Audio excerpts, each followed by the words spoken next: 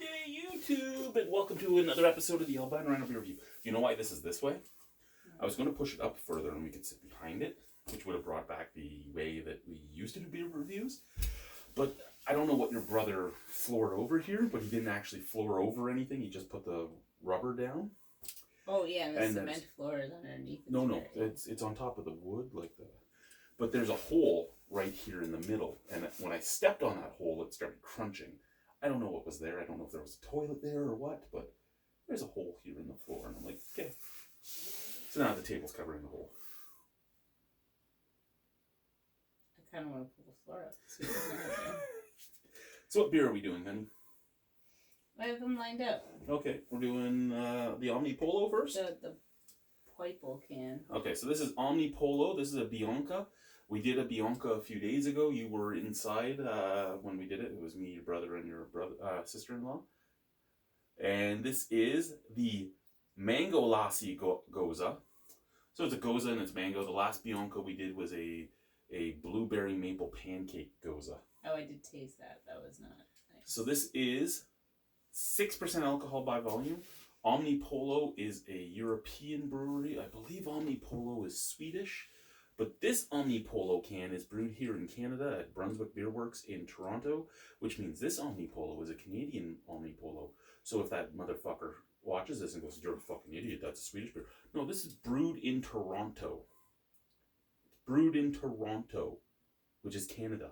Dumbass. You're putting a lot of emphasis on the syllable there. I know, eh? So, Toronto. It's from Toronto.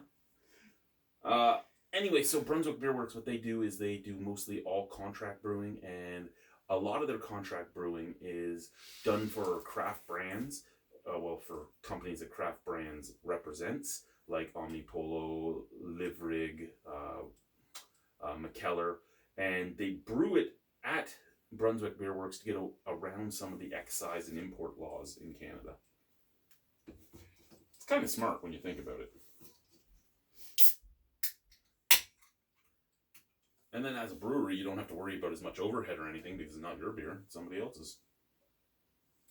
Ooh. That looks nice.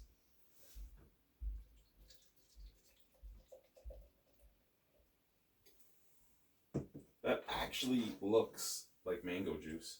And the head has a little bit of a yellow tinge to it. Doesn't smell quite like mango juice though. No, it's got like a peachy smell. Yeah, it's more stone fruit, eh? Mm-hmm. Like a little more like over-ripened kind of rotting smell than sweet peach. That's an awesome way to describe something I'm about to put into my body. Well, you know what I mean? Like when fruit gets that slightly like... No, I know what you're talking about. Just... But, yeah.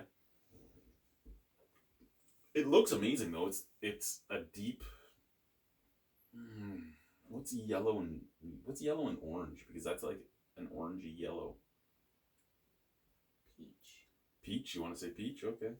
And it's hazy crazy. Let's try it. Slanche.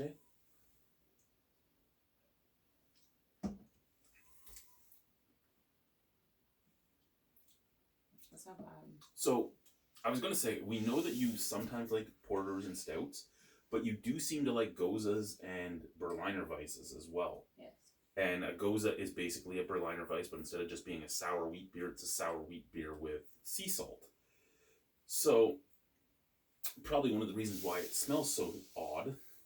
However, it's well mixed. Like, it's well balanced. The saltiness comes right at the end just to cut that sweetness. There's a tiny touch of tart in with the sweet.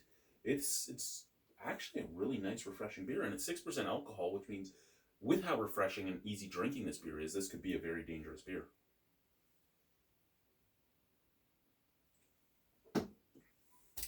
What do you have to say about it? Everybody. But I mean, it's not quite as... It's not as fruity as I would have liked it to be for the color. Like, I think they should have either added another fruit to go with the mango. Just that touch of mango. Yeah. And the rest of it is almost, like you said, almost stone fruity because it's not quite as sweet. It's more like... But like the flavor of flesh. The fruit itself wasn't really strong enough to... Wow. But I think at the same time, that's kind of nice too because it means that it's not overpowering. Yeah. Where if this was really overpowering mango, it could be an amazing beer to drink. Yeah. But maybe you could only drink one of them. At this, I think I might be able to do more than one in a night.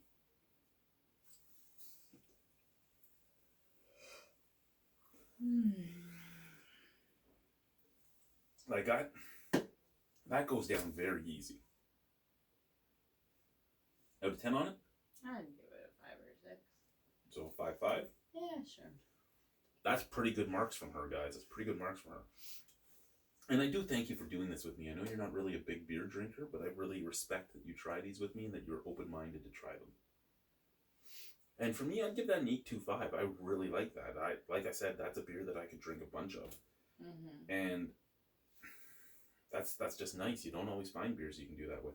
So thank you guys for watching Bianca Mango Lassi. Bye, guys.